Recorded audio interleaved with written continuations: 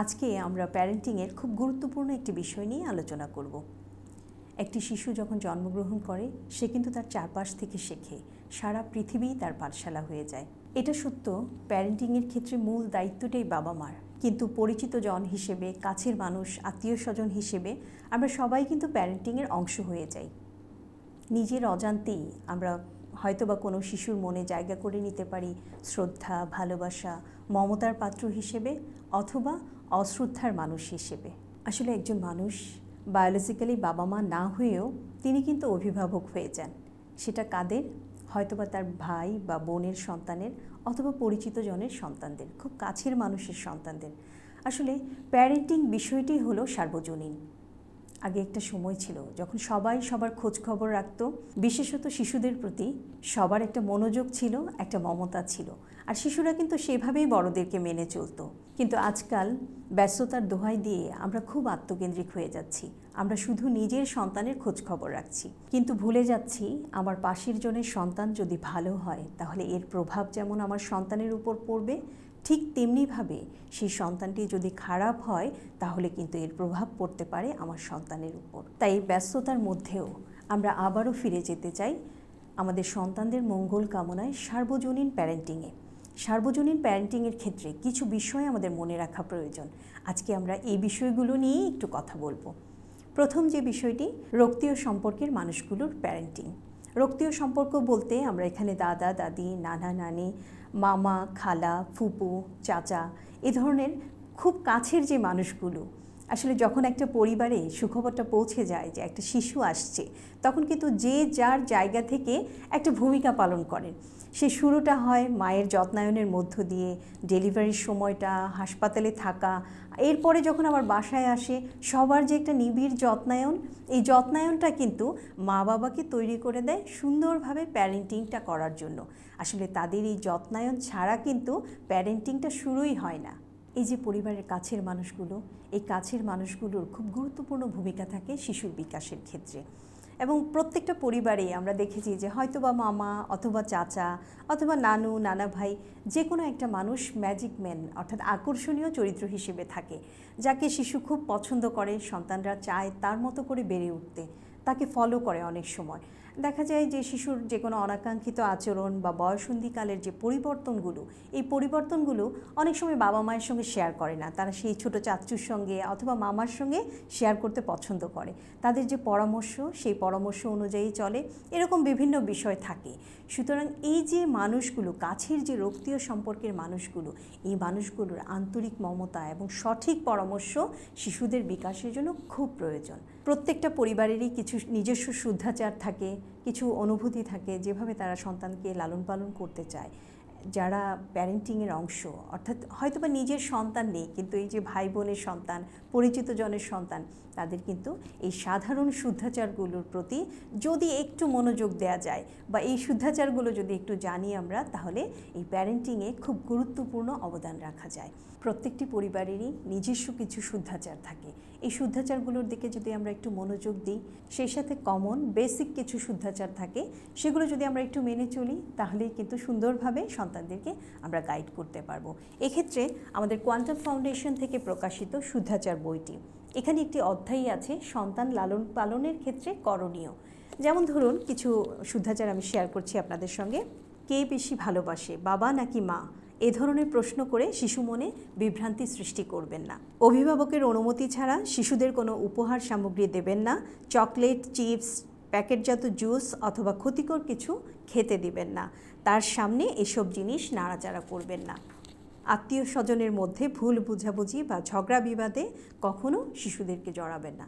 এ ধরনের অনেকগুলো শুদ্ধাচার এখানে আছে, যেগুলো আমাদের বাচ্চাদেরকে সঠিকভাবে গাইড করার জন্য, আমাদের যে প্যারেন্টসরা আছেন, বাবা মা ছাড়াও যাদের প্যারেন্টিং বাচ্চারা পছন্দ করেন, তাদেরকে কিন্তু খুব সুন্দরভাবে সহযোগিতা করবে এই বইটি। এ তো গেল আমাদের রক্তীয় সম্পর্ক বা খুব কাছের মানুষের প্যারেন্টিংয়ের ক্ষেত্রে ভূমিকা। এখন আমরা দেখব যে আমাদের পরিচিত জন যারা আছেন, তাদের প্যারেন্টিংটা কিভাবে সন্তানের উপর প্রভাব বিস্তার করে। সেটা হতে পারে আমার পাড়ার ছেলে মেয়ে, অথবা আমার সন্তানের সঙ্গে পড়াশোনা করছে তার ক্লাসমেট বা বন্ধু, তাদের ক্ষেত্রে, অর্থাৎ ক্লাসমেটের অভিভাবক হিসেবে আমাদের করণীয় বিষয়গুলোর দিকে আমরা একটু খেয়াল করতে চাই। এটা আসলে 3টা স্টেপে আমরা করব। প্রথম যে বিষয়টি সেটি হলো যে কোনো কারণে আপনার সন্তানের সঙ্গে তার যে ক্লাসমেট তার যদি কোনো ছোটোখাটো বিষয় নিয়ে ভুল বোঝাবুঝি হয়, মনোমালিন্য হয়, তাহলে যেটা করা যেতে পারে, সন্তান যখন এসে আপনাকে বলবে যে সে আমার সঙ্গে এরকম করেছে, দুর্ব্যবহার করেছে, বা আমাকে খাতা ছুঁড়ে ফেলে দিয়েছে, আমার বইটা ফেলে দিয়েছে, এরকম ছোটোখাটো ব্যাপারে আসলে অভিভাবক হিসেবে কখনো জড়াবেন না। সন্তানের কথাগুলো খুব মনোযোগ দিয়ে শুনবেন এবং তাকে বোঝাতে চেষ্টা করবেন যে বাবা তুমি তোমার বন্ধুকে বুঝিয়ে বলো, অথবা মা তুমি তোমার বন্ধুকে সুন্দর করে বুঝিয়ে বলতে পারবে, তুমি বললেই কিন্তু সে শুনবে। অর্থাৎ সন্তান যেন দক্ষ হয়ে ওঠে কার সঙ্গে কিভাবে কথা বলতে হয়, কিভাবে ম্যানেজ করতে হয় পরিস্থিতি।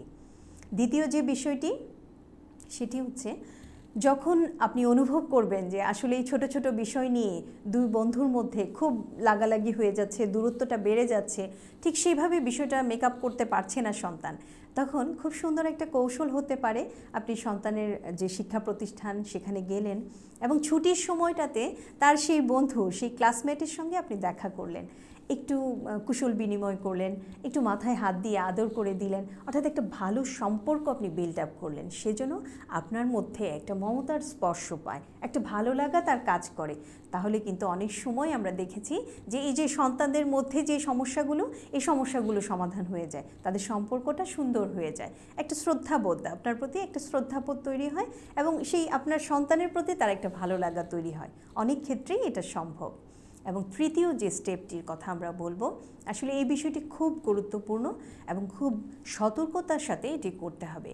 যে সকল বিষয়ে, অর্থাৎ যে সমস্ত বিষয় আমরা অ্যাভয়েড করতে পারবো না, অর্থাৎ সন্তানের যে কোনো অ্যাডিকশন হতে পারে, স্মোকিং হতে পারে, অথবা কিশোর গ্যাং বা কোনো খারাপ সঙ্গের সঙ্গে সে জড়িয়ে যেতে পারে, এই বিষয়গুলোতে যেটা হয় যে ছেলেমেয়েরা একজন থেকে আরেকজন প্রভাবিত হয়, সেক্ষেত্রে কিন্তু এই বিষয়গুলোকে অ্যাভয়েড করার আমাদের কোনো সুযোগ নাই। এই ক্ষেত্রে অভিভাবকদের সঙ্গে, সেই ক্লাসমেটের বা সেই বন্ধুর বা সেই পাড়ার ছেলের অভিভাবকের সঙ্গে একটু দেখা করার ব্যবস্থা করতে হবে। যখন অভিভাবককে আমরা কোনো বিষয় বলতে যাব, তখন কিন্তু আমাদের খেয়াল করতে হবে যে প্রথমেই কিছুক্ষণ কথা বলার পরেই বুঝতে হবে যে এই বিষয়টি অভিভাবককে বললে তিনি কি সুন্দরভাবে নেবেন কি না।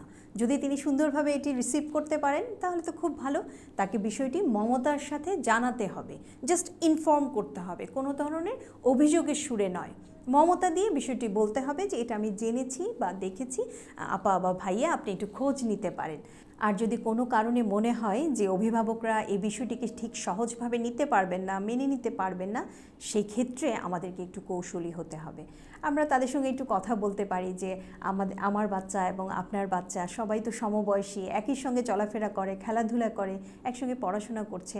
আচ্ছা আপু বা ভাইয়া, আপনারা এই বিষয়গুলোকে কিভাবে কাউন্সেলিং করছেন বা বাচ্চাকে কিভাবে ধারণা দিচ্ছেন, একটু যদি শেয়ারিং করি আমরা, তাহলে খুব ভালো হয়, আমাদের দুজনের জন্যই খুব ভালো হয়, বাচ্চাদেরকে আমরা সুন্দরভাবে বলতে পারি বিষয়গুলো। অর্থাৎ একটু ইনফর্ম করা যে এই বিষয়গুলো হচ্ছে বা বাচ্চারা এই বিষয়গুলোর মধ্যে চলে যাচ্ছে, একটু ধারণা দেয়া। তিনি যদি বুদ্ধিমান হন তাহলে নিশ্চয়ই তিনি বুঝতে পারবেন এবং খোঁজ খবর নেবেন। আর একটা বিষয় আমাদের সবসময় মনে রাখতে হবে, প্রত্যেকের এই যে নিজস্ব বিষয়গুলো, যে বিষয়টা আমি দেখলাম, জানলাম, এটা কিন্তু একটা আমানত, এটা অন্য কাউকে বলার কোনো সুযোগ কিন্তু নাই, বলা উচিত নয়, তাহলে এটা সঠিক প্যারেন্টিং হবে না। আমি যেটা তার অভিভাবককে জানাচ্ছি, বাচ্চার সম্পর্কে জেনেছি, অবশ্যই সেটা আমানত হিসেবে রাখতে হবে, এটা কারো কাছে শেয়ার করা যাবে না, কারণ এখানে একটা পরিবারের সম্মান জড়িত। এই মমতাটা, এই সম্মানটা কিন্তু সেই পরিবারটাকে, সেই সন্তানটাকে দিতে হবে, তাহলেই হবে এটা সঠিক প্যারেন্টিং, সত্যিকার অর্থে তার কল্যাণের জন্য এটা বলা হবে। আর সার্বিকভাবে যে বিষয়টি আমরা সবাই সবার জন্য দোয়া করব, প্যারেন্টিংয়ের যে পর্যায়ে আমরা থাকি না কেন, হতে পারে পরিচিত জন, আত্মীয় স্বজন, রক্তের সম্পর্কের আত্মীয়, অথবা পরিচিত স্কুল কলেজের পরিচিত, পাড়ার পরিচিত, সবাই সবার জন্য কোনো সন্তানের কোনো বিষয় যদি আমাদের চোখে পড়ে, আমরা কিছুটা সময় অপেক্ষা করব, সাথে সাথে সেটা অভিভাবককে জানাবো না বা কোনো ধরনের পদক্ষেপ নিব না, একটু অপেক্ষা করব, ধৈর্য ধরব, তাদের জন্য দোয়া করব, তাদের শুভকামনাটা সবসময় আমাদের মধ্যে থাকবে। আসলে ইদানিং সমাজবিজ্ঞানীরা মনে করছেন এই যে কিশোর গ্যাং বা বিভিন্ন ধরনের অপরাধ প্রবণতা বাচ্চাদের মধ্যে তৈরি হয়েছে, এগুলোর মূল কারণ কিন্তু সঠিক প্যারেন্টিংয়ের অভাব। আমরা আমাদের ছেলেবেলায় দেখেছি আমাদের চাচারা, পরিচিত জনরা বা যাদের সঙ্গে আমরা থাকছি তারা আমাদের খোঁজ খবর নিয়েছেন, জিজ্ঞেস করেছেন, বাবা মাকে অনেক কিছু জানিয়েছেন। সেই যে চর্চাটা, মমতার যে আবেশটা, এই আবেশটা আমরা তৈরি করতে চাই। মমতাময় যে পরিবেশটা, এই পরিবেশটা আমরা আবারও তৈরি করতে চাই এবং আমরা বিশ্বাস করি আমাদের সম্মিলিত প্রচেষ্টায় এই যে আমাদের আত্মীয় স্বজন, পরিচিত জন এবং বাবা মায়ের সঠিক প্যারেন্টিংয়ের মাধ্যমে আমাদের সন্তানেরা হয়ে উঠবে আলোকিত শুদ্ধাচারী মানুষ এবং তারা আমাদের দেশ এবং সমাজের সম্পদে রূপান্তরিত হবে ইনশাআল্লাহ। আমাদের আজকের আলোচিত বিষয়ে অথবা যে কোনো বিষয়ে আপনাদের প্রশ্ন বা জিজ্ঞাসার জন্য আমাদের ডেসক্রিপশন বক্সে ফোন নম্বর দেওয়া থাকবে, প্রয়োজনে যোগাযোগ করতে পারবেন। আজ এই পর্যন্তই, আবারও নতুন কোনো বিষয় নিয়ে আপনাদের সঙ্গে কথা হবে। সবাই ভালো থাকুন, নিয়মিত মেডিটেশন করুন, পরিবারকে সময় দিন, সবার পরিবার হোক আলোকিত পরিবার। আসসালামু আলাইকুম।